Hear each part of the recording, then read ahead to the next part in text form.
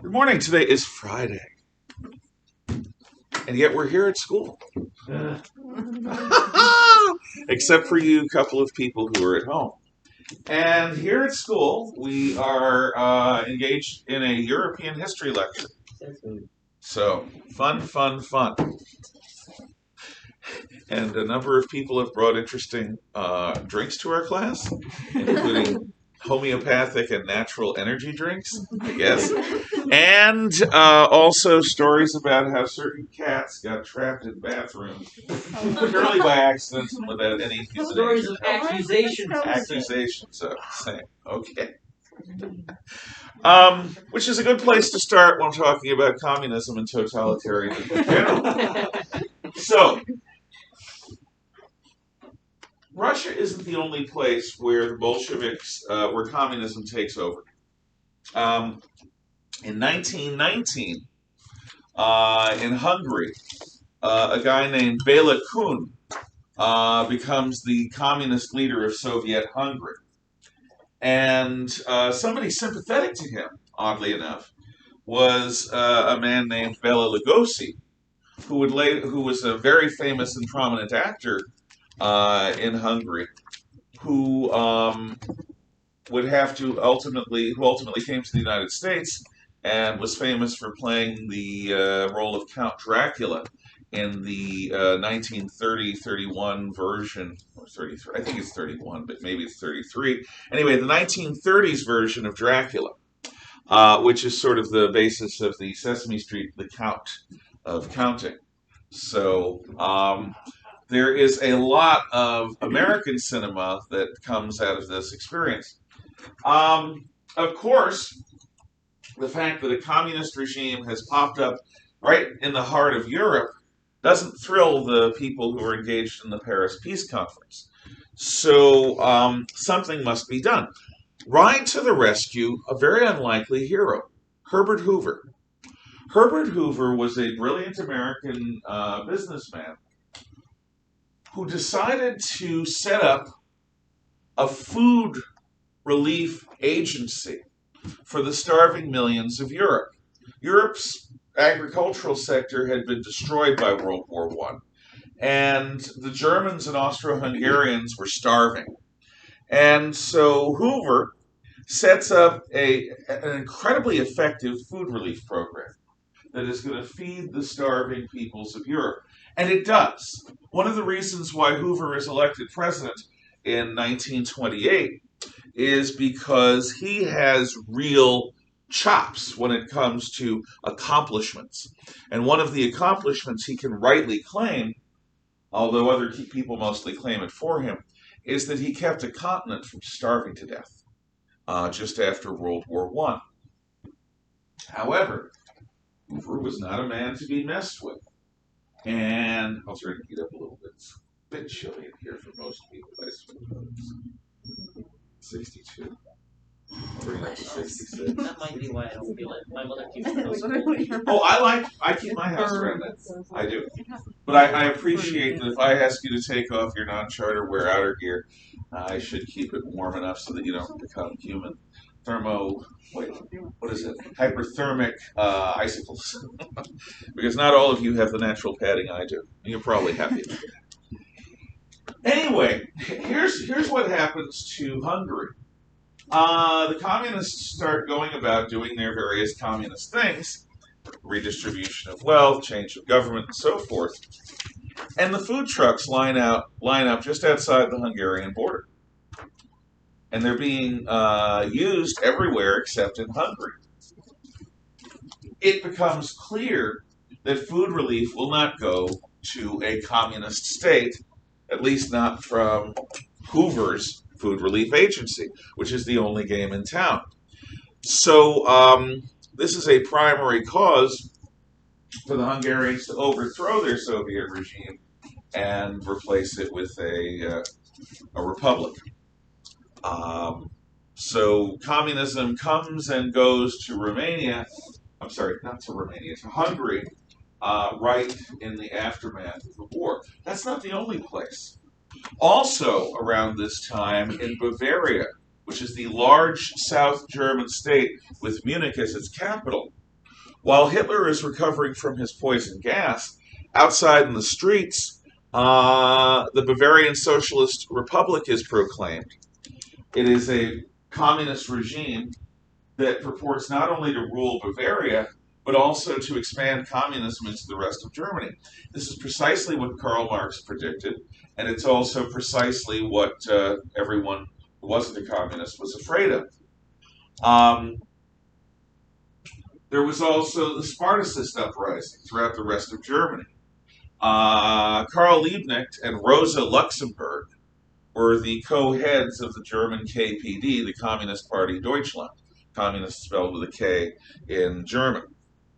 And this guy and gal lead the Spartacists, named after, of course, Spartacus, the slave rebel against Rome, into rebellion against the new republic, the new German Republic. So, in both cases, Germany is beset. Bavaria is actually overcome by socialism, by communism, really, and the Spartacists threaten communist over revolution everywhere else. So the regime, which is led by the Socialist Party of Germany, the regime that takes over after the Kaiser abdicates, as it settles down, is ultimately led by socialists, by a German president named Friedrich Ebert. And Ebert and his socialists, and his cabinet includes a few Jews, is going to ultimately have to sign the Versailles Treaty to prevent the Allies from resuming the war. This is not going to make him popular. But he also is going to have to depend upon right-wing forces in Germany to hold power. In Germany, there are a number of, actually millions of former trench soldiers who no longer have work. Hitler actually is going to have work because he served in the front lines from the First Battle of Ypres back in October of 1914 all the way through October of 1918 when he was gassed. He won the Iron Cross Second Class and the Iron Cross First Class as a trench runner. This is somebody who passes messages along the trench line. It's a more dangerous job than combat infantryman in the sense that you're exposed to fire. And he does this successfully for about 4 years of combat, which is pretty amazing. So he wins the Iron Cross Second Class, the Iron Cross First Class, a bunch of other decorations, and also the German version of the Purple Heart, which is for being wounded in combat. So there are a lot of Germans who are not sympathetic to this whole communist thing. And the Spartacist rebellion is put down by the army and by a right-wing militia called the Freikorps. And the Freikorps also put paid to the Bavarian Socialist Republic. The Freikorps is the Free Corps. German and English being cousin languages, there are certain similarities. However, because the Germans are depending upon, the German government is depending upon right-wing forces for stability, they are now vulnerable. And there is an attempted takeover called the Kapp Putsch. Putsch is a German word for coup, or coup attempt. And the Kapp Putsch is an attempt, P-U-T-S-C-H, Putsch. The Kapp Putsch is an attempt to have a military dictatorship or a right-wing dictatorship take over from the socialists and the Jews. And ultimately the army decides to put it down. So the army is going to defend this new legitimate German government, whose constitution is being written in the sleepy university town of Weimar. So the interwar government between the fall of the Kaiser and the rise of Hitler is going to be called the Weimar Republic, because its constitution is written there. These are all, though, outgrowths of what happens in Russia in 1917. Bless you. Remember, tissues over there if you need them. I told you the story of how the Tsar was forced to abdicate by, among other, railroad workers after the execution, after the killing of Rasputin, um, and how the Russian Republic tried to run the war just as before, and ultimately was prey to left-wing action like the July days when the Bolsheviks tried taking over, and then the Kornilov affair when the leading general of Russia's army tries occupying Petrograd with military units, but these military units are subverted by revolutionaries, including pretty young Russian women who go out and convince the troops to make love, not war. And now the Bolsheviks, having stopped the Kornilov affair, are in a position to dominate the Russian Republic. The Petrograd Soviet already has to countersign every order by the government of Russia, and the Soviet is dominated by this point by the Bolshevik communists and by their leader Lenin. And I told you the story, I think I told you the story, of how he ended up getting to Russia in the first place. He had been on the Tsar's Okhrana. The Okhrana is the Tsar's secret police hit list, and this is not the top songs in Russia. These are the top criminals that need to be arrested and sent to Siberia or executed. So Lenin is at the top of the Okhrana's hit list for many years. So Lenin is living in exile in Switzerland.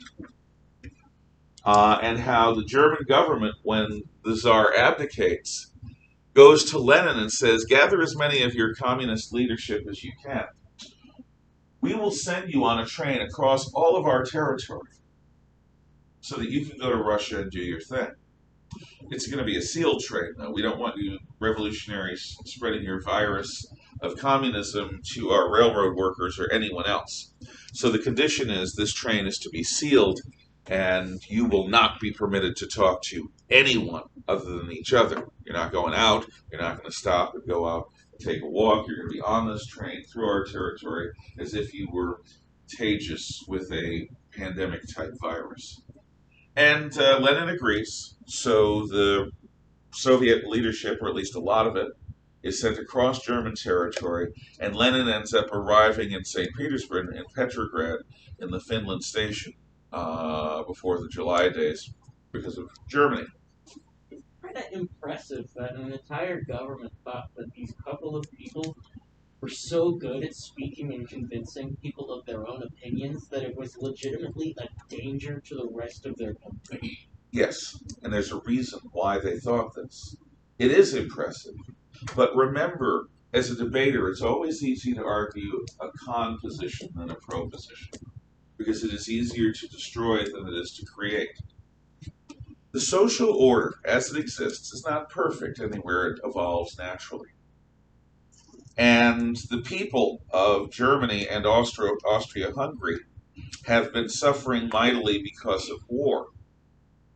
These three things, the fact that it's easier to tear down than build up, the fact that society is imperfect, and the fact that people are starving to death because of the British blockade, all create an environment where the kind of seductive blandishments that the Bolsheviks have to offer, this notion of a material utopia where nobody starves, is going to be particularly persuasive.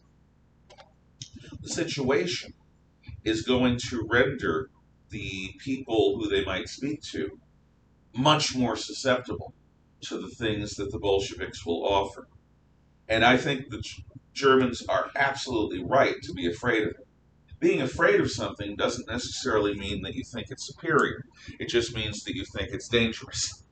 And given what happens to Kornilov's troops a few months later when they try marching on Petrograd, given that it is not with violence that these army units are stopped, but it is with revolutionaries going out and talking. And by no means is it just pretty girls, seducing, hairy, scary men. It's also people say peace, bread, and land. Why are you going to fight for people who are going to prevent you from getting peace, bread, and land? We stand for peace. We're going to end the war. We stand for bread. We're going to make sure everyone is fed. And we're going to divide the landowners' plantations up so that everyone who wants land can have land. this is what they promise. This is what they promise, peace, bread, and land. And that's enough to take even the savage division, the most violent group of Central Asian nomads in the Russian army, from their mission. And they end up saying, let's drink, instead of following their orders, which is an amazing example of just how powerful this revolutionary stuff is. Communism and National Socialism are not appealing unless you're starving. If you're starving, it is. This is why, from this point in time, the nations of the world and the leaders of the world are absolutely careful not to get people so upset, so desperate, so afraid that they will turn to these extremists in hopes of salvation, with the exception of Depression-era Weimar Germany. And that example is going to bite them in the backside. Make sense? Good point. Yes? Well, it's interesting, and it's probably completely because of the circumstances. But why it fails at like the idea that stands for at least you're going to have food fails in Hungary because they're starving. Exactly. And this is no, actually, I've never made that connection before, but you're absolutely right. There is a juxtaposition there. In the case of Hungary, Hoover withholds food until the commies are gotten rid of. So the Hungarians know that they will only get food when they get rid of these people. That's a good point. So it's like a tapeworm. Yeah. Communist tapeworm. That works for me anyway, but I'm an anti-communist. No doubt the pro-communist people would say it's not a tapeworm, it's a fluffy pink unicorn dragon. And it's gonna weave through society, bringing rainbows and love and kisses. I don't know. Anyway, so Germany is throbbing with revolution. Doesn't quite succeed, but it comes closer than people want. Hungary goes through revolution and then it gets overthrown. Russia's revolution happens with Lenin and the Bolsheviks in place in October/November, depending upon which calendar you use. There's a fairly bloodless takeover in St. Petersburg.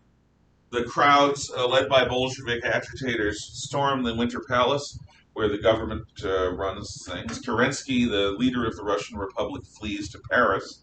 And in Moscow, the Bolsheviks take over too. And for a while, there is chaos. Now, I'm going to talk more in detail about what happens after they take over. But the fact that they take over is what makes what happens in Hungary and what happens, or what almost happens in Germany, possible. This is the first communist government in human history. And what do? What they do is they immediately make peace with the Germans. And it's a peace that carves huge amounts of territory. There is a counterpoint to the whole, well, if we're nice to Germany at the Versailles Peace Treaty, they won't get so angry. The Germans had been victorious on the Eastern Front. And in early 19, they promulgate the Brest-Litovsk Treaty. And they basically tell the communists, if you don't accept all of our demands, we're just going to keep invading you. In other words, the Germans do the same exact thing to the Russian communists that the Allies are going to do to the Germans at the Treaty of Versailles.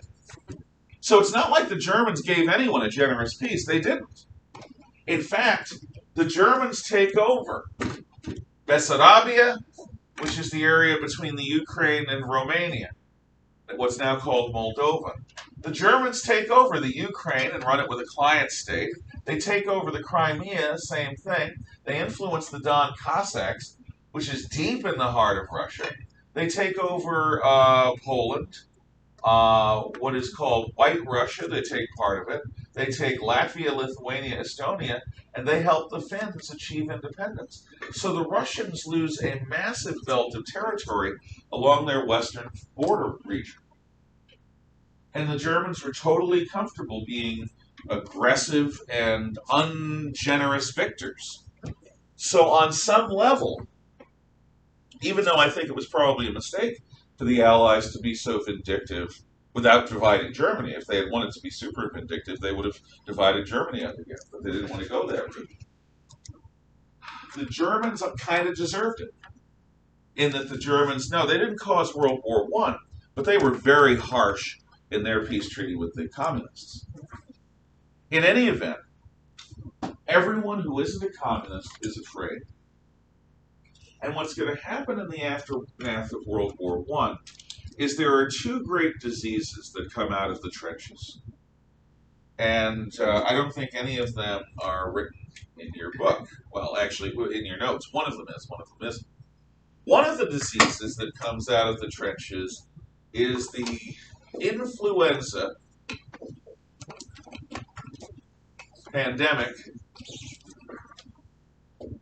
of 1919.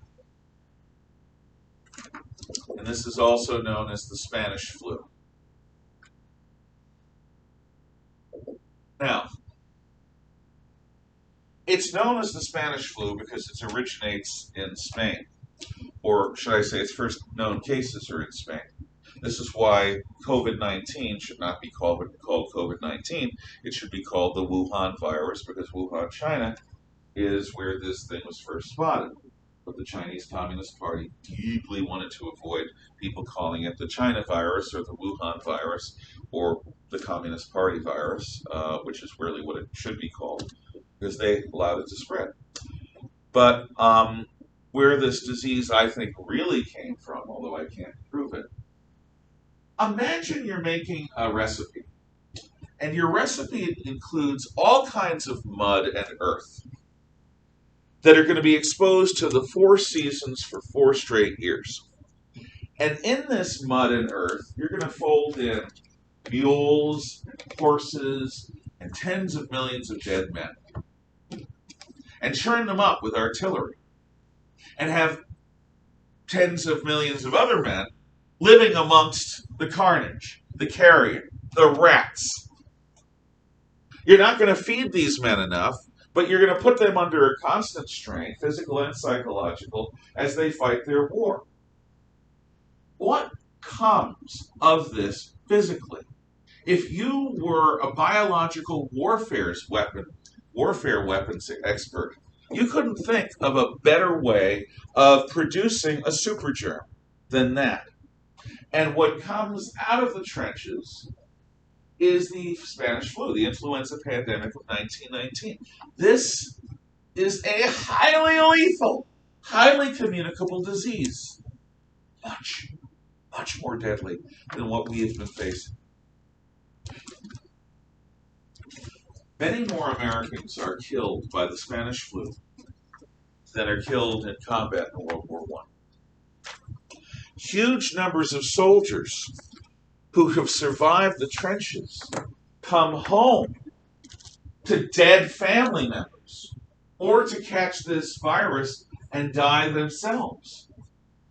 My great-grandmother, who my grandmother deeply loved as her mom, one day my grandma, as an older teenager who was coming home from one of her first jobs as a bank teller in the Bronx,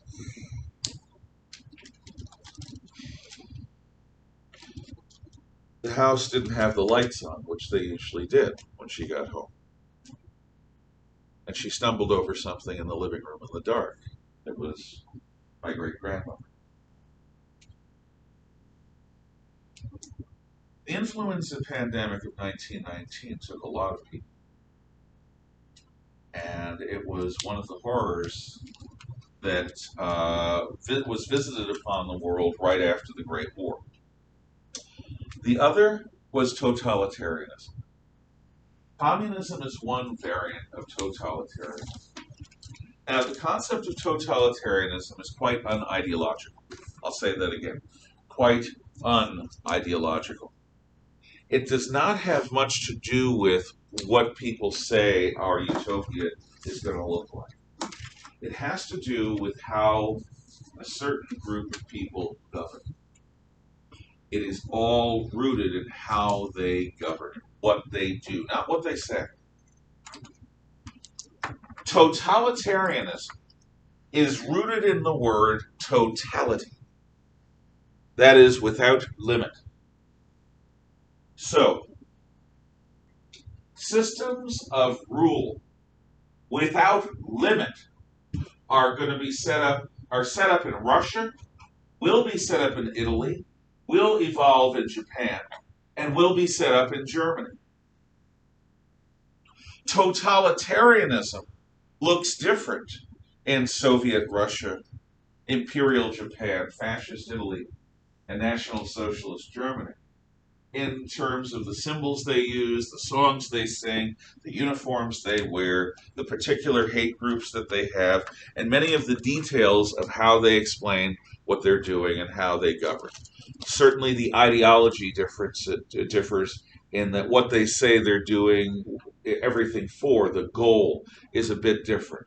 But all of these goals have, and all of these methods have so much in common that communism, fascism, the kind of state Shintoism that's set up in Japan, and National Socialism in Germany are all totalitarian in form. The Bolshevik Revolution is an example of the effectiveness of totalitarianism after the Great War. The instability created by the Versailles Treaty is going to create more opportunities. For example, the Big Four during the Versailles Peace Conference, the Paris Peace Conference, are President Woodrow Wilson of the United States, Prime Minister David Lloyd George of the British Empire, French President Georges Clemenceau,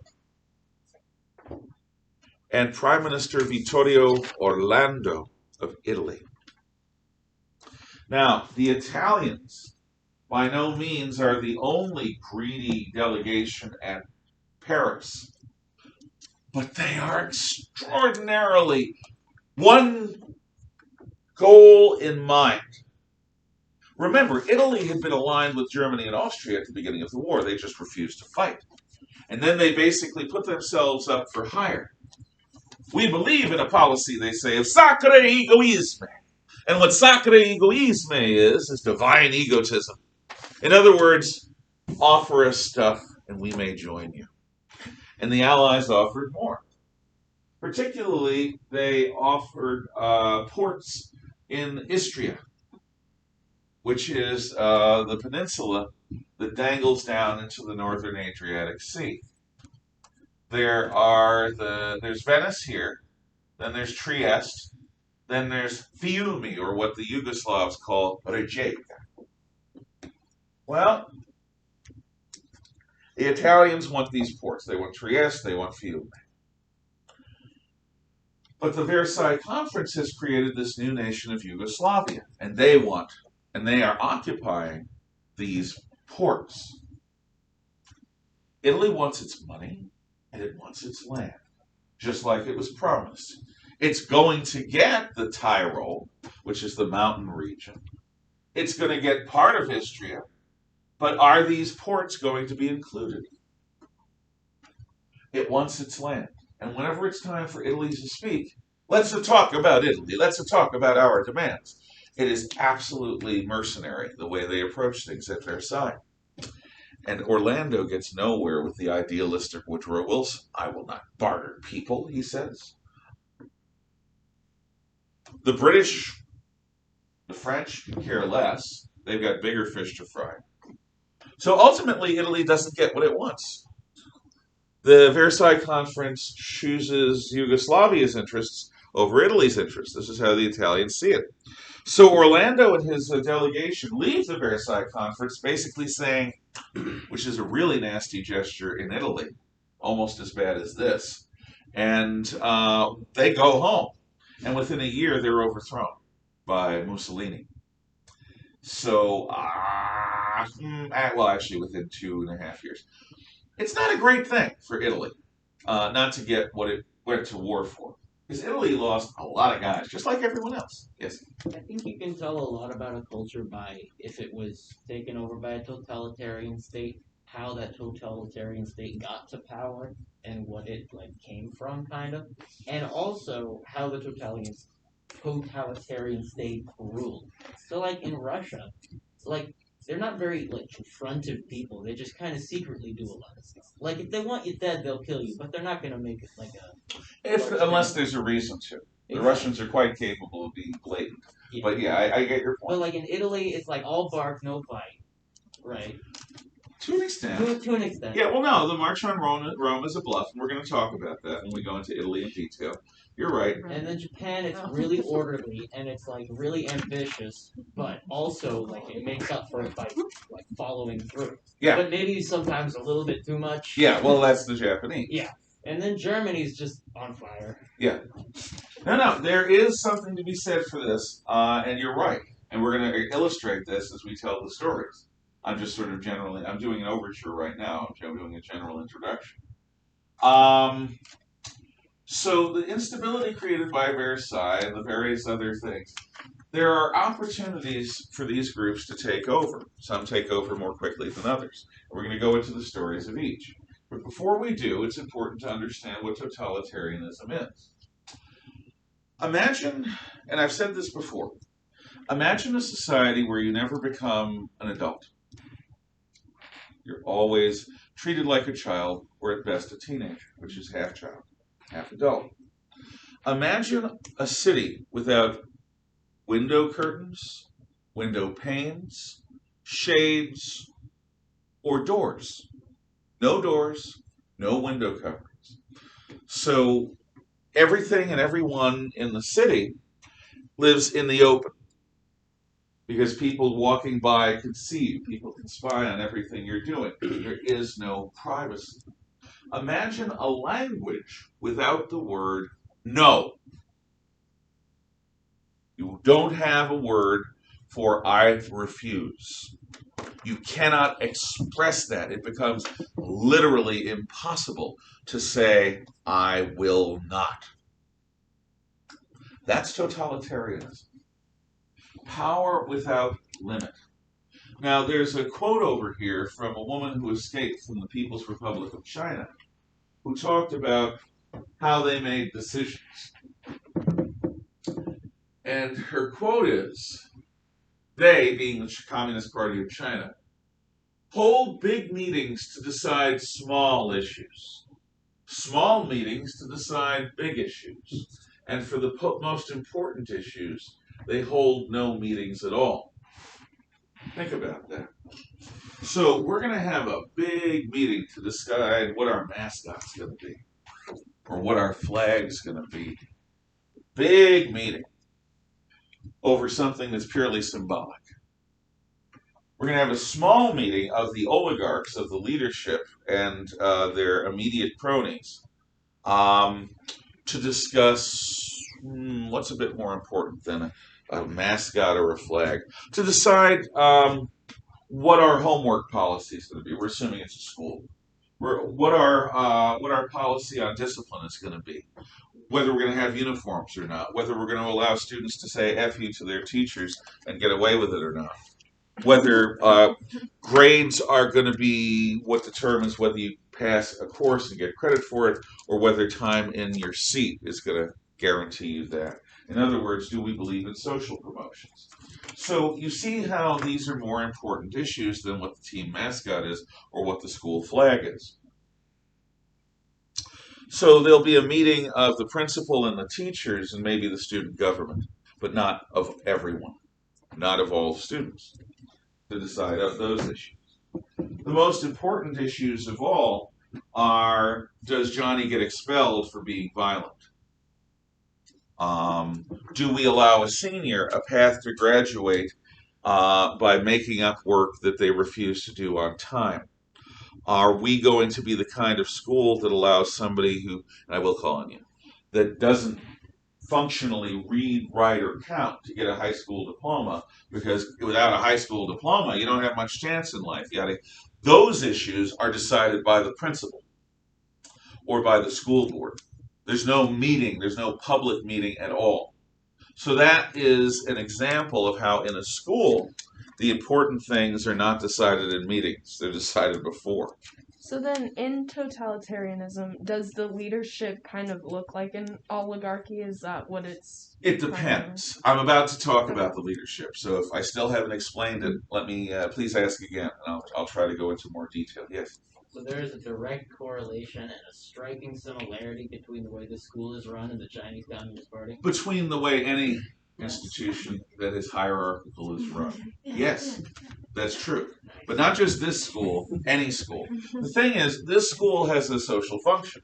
Its function is to civilize barbaric young people and acculturate them. No, it's true. You presumably don't understand why the culture functions and you don't presumably have the skills to compete.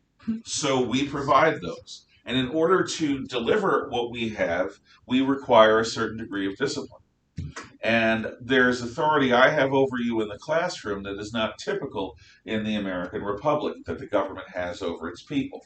There'd have to be an emergency for the government to become heavy-handed in telling its people what to do. Usually the government listens to the people, at least that's the way it's supposed to be. But you are not, you are still minors for the most part. I've had people who are legal adults who are seniors and sometimes juniors in my class. But in general terms, you're still minors, and the the price you pay for coming to this school or any school is you have to follow the rules. And if you don't, the school has a right to expel you. So, and in a school like this, it's much easier to do that than it would be, say, at Coeur d'Alene High School or Lake City. So, yeah, there are similarities. The difference is that you graduate from high school. I graduated from high school, but I chose to come back. So did all your other teachers. What does it say about us? But you graduate, and when you graduate, you're no longer under these same strictures. Not unless you choose to enter the military. I guess like another comparison would be like when you have a job or something and you willingly will like sign things that you know you have to follow, and it's like you could always quit school or like quit your job, but I don't think that's really applies. It's the same in like totalitarianism. It doesn't. There's no escape. You're right. There is an escape. Look, if the state of California does things that I don't approve of, which they have, I've never lived in California. I visited it once, but I have never lived there. I have no intention of ever living there. If I don't like California, I can leave. I can go to Idaho, like a lot of people are doing. This is our federal system. State governments are supposed to be able to make important decisions about life in those states. And so liberal states are going to be appealing to liberals, conservative states to conservatives, and that's fine. There's an escape. As a student, you can graduate or you can transfer to another school. If you hate wearing uniforms, you don't have to wear uniforms. Just go to another school. There are all sorts of choices. The problem with totalitarianism is there's no escape. None. You are stuck. So let's go to the leadership. Often, totalitarianism has a charismatic leader, but not always. So Benito Mussolini is a charismatic leader. We'll talk about that. And I'll show you how he may be charismatic to 1920s and 30s Italians. He's not particularly charismatic to 21st century Americans. But in this time and place, he was a god among men. And little Adolf, Corporal Hitler. Corporal Hitler, believe it or not, is a mesmer when it comes to public speaking. He is an incredible public speaker once he gets warmed up. When he starts out, he's sort of stiff and he's getting his feel for the crowd. And like me, Hitler speaks from the cuff. He doesn't read speeches. By the way, a lot of good orators, and I say good, maybe it's a vainglorious thing, don't read speeches, they make speeches. For example, last year, when I was honored by the class of 2020 to be their keynote speaker, I didn't have a written speech. Most people do for something like that. I had things I wanted to say, and I got around to saying most of them. But I am a much better speaker when I am speaking off the cuff, at least I think I am, than when I am reading from a script, which is why I'm not an actor. Also, I don't want to be. It's a tough life. It really is. It's like a ballerina. So many people want to be ballerinas. We're young girls. It's an incredibly tough life. To be a dancer, oh my God! I mean, on the one hand, you're the personification of elegance, But on the other hand, you've got to keep yourself in a better physical condition than most athletes who aren't Olympians. It's tough being advanced. Anyway, get back to this. So the charismatic leader is the heart of, say, German fascism, German National Socialism, and Italian fascism. It's not so true of Russia. I mean, Russia has Lenin and later Stalin, but they're not charismatic leaders. They are bureaucratic leaders. It's different. The Japanese have the emperor, but he's a god emperor. He's not the leader because of his charisma. He is the symbol of the nation, and he's more than that. We'll talk about that. The leader is at the heart, but under the leader, if there is one, there's the party. And the party is run by an oligarch. Under the leader, if there is a leader, but if there isn't a leader, the party has a leadership. And Lenin rules through Sovnarkom, which is a committee. And Stalin becomes a dictator. But under Stalin, there are a group of people who implement his decisions. So there is a leader and an inter-party leadership. It's an oligarchy, a small council of people that make the decisions. But the leader and the party are above the law. One thing that you've got to be clear about, the Chinese Communist Party owns the Chinese military, not the nation. I'll say that again. The People's Liberation Army Navy, the People's Liberation Army Missile Forces and Air Force, they don't work for the government of China.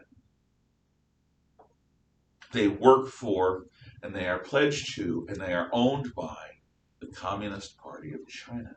They are the party's military, not the government's. And that properly establishes the relationship. We think of the government in a totalitarian state as being supreme, because the government makes laws about everything, including how much sugar you can have in your coffee.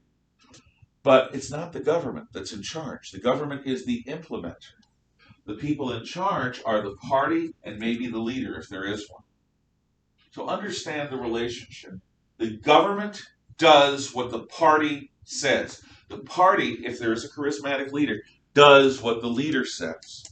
So power is not in the hands of those people who have the official title, not the governor of your province, not the president of your Congress. No, the power is beyond the government. What does this mean? It means that the power is unofficial. And because it's unofficial, there is no check on it. There is no limit on it. There is no constitutional proportion on it. Now, the assumptions, did I answer your question, by the way? Yes. The assumptions are all socialistic in terms of economics and theory.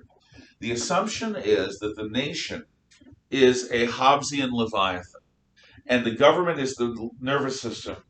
The party is going to become the brain, or the leader and the party is going to become the brain. The brain commands the nervous system, which commands the body. Everything is held in common. Private property rights be damned. You don't own your home. You don't own your car. You are allowed to use your home and your car by the party, by the government. If the government doesn't like what you're doing with them, they will be taken away. You have no rights to appeal. What the government does to you is going to happen. This is why, again, I'm using the modern example of totalitarianism. In Chinese courts, there is a better than 98% conviction rate. I'll say that again. In a Chinese Communist Party courtroom, you are well over 98% likely to be found guilty. In other words, accusation equals conviction. That is not the way it is anywhere where there's a free justice system, because people are falsely accused of things all the time. But in China, you're not going to get accused unless you're guilty. That's the presumption. There is no recourse. There is no appeal. The government owns you. The government is owned by the party. The party is owned by the leader. Everything is held in common. Now, both Hitler and Mussolini permitted the wealthy business owners to get wealthier. The German industrialists, bless you, became very rich under Hitler. But their companies were used by the government as the government wished. at the behest of Hitler and the Nazi Party. They did not have the ability to say no. Their wealth and their privilege and their prestige was entirely contingent on their cooperation with the ruling party. That's it. Now, by the way, what this also means is if you're well connected to the party or to the leadership or to the leader, you're above the law.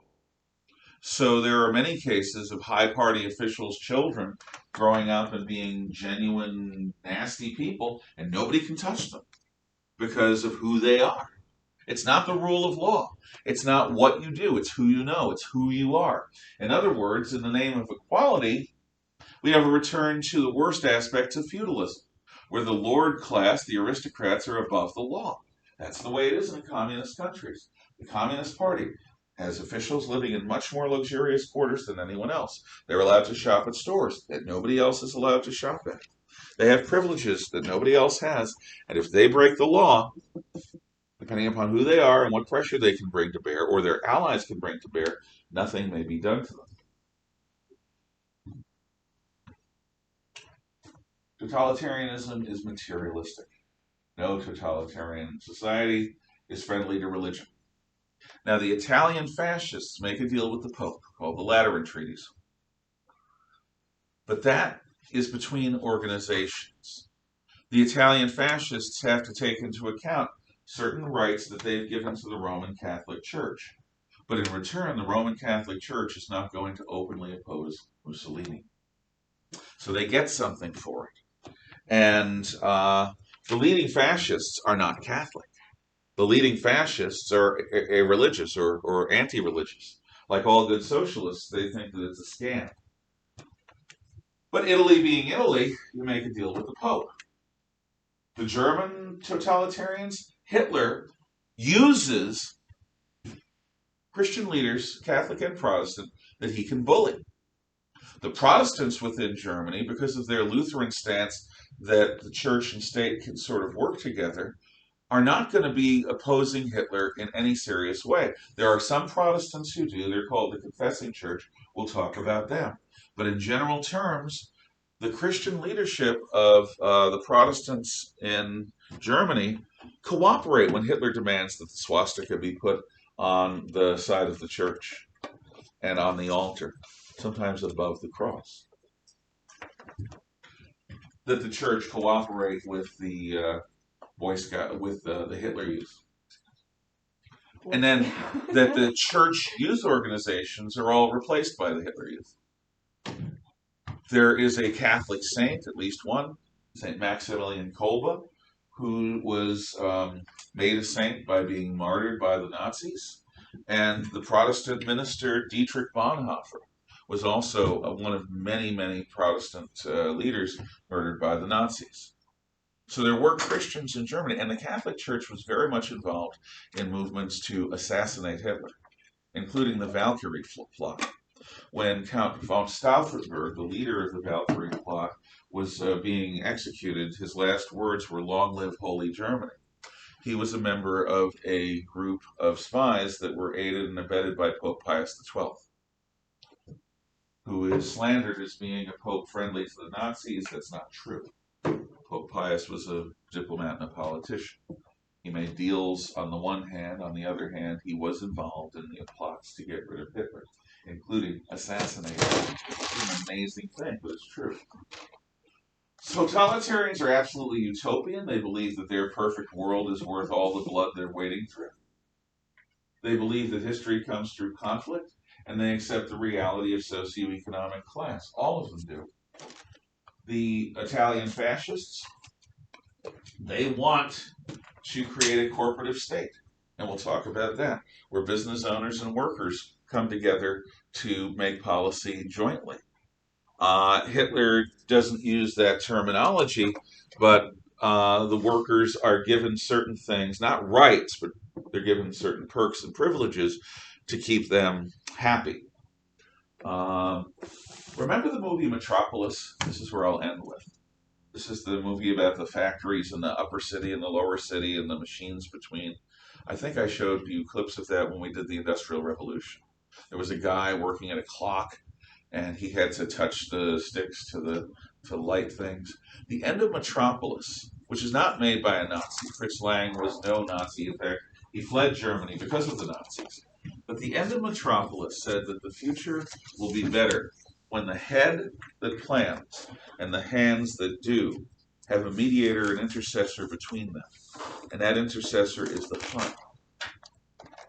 The Communist Party, no, not the Communist, the Nazi Party is going to claim, as the Fascist Party does, to be the heart that takes the decisions of the head and makes them acceptable to the hands, that takes the needs of the hands and so that they will become part of the plans of the head.